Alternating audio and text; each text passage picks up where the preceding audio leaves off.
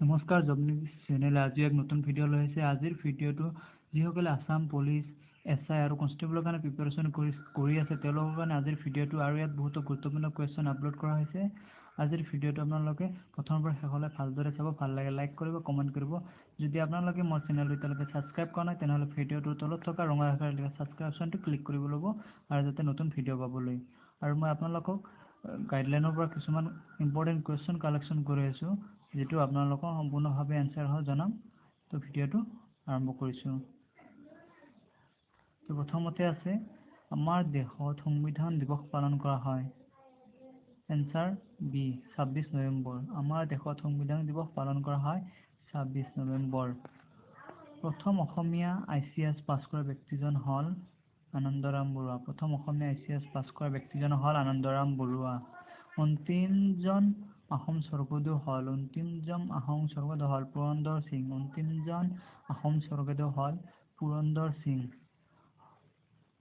পলাচীৰ যুদ্ধ কেতিয়া হৈছিল? পলাচীৰ যুদ্ধ কেতিয়া হৈছিল? এনচাৰ হ'ল অপশ্যন বি 1757 চনত। পলাচীৰ যুদ্ধ 1757 চনত হৈছিল।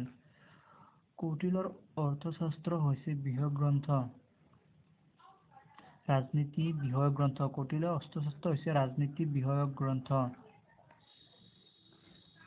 উস্তাদ বিছমিল্লাহ খান হৈছে এজন চেহনাই বাদক। Option B answer.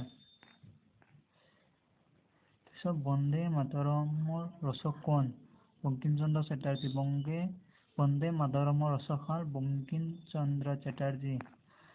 ভাৰতৰ ৰাষ্ট্ৰীয় পুলিচ দিৱস পালন কৰা হয়। ভাৰতৰ ৰাষ্ট্ৰীয় পুলিচ দিৱস পালন কৰা হয় 21 অক্টোবৰ। 21 অক্টোবৰ। ভাৰতৰ ৰাষ্ট্ৰীয় পুলিচ দিৱস পালন কৰা হয় 21 অক্টোবৰ।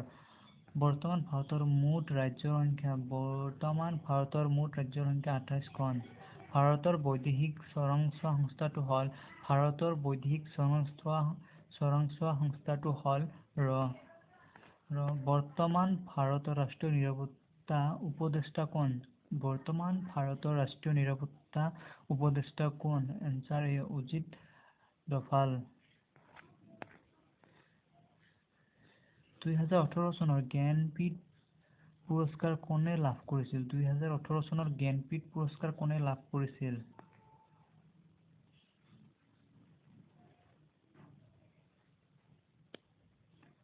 এনচাৰটো হ'ল অমিতাভ ঘোষ। 2018 চনৰ জ্ঞানপীঠ পুৰস্কাৰ কোনে লাভ কৰিছিল? এনচাৰটো হ'ল অমিতাভ ঘোষ।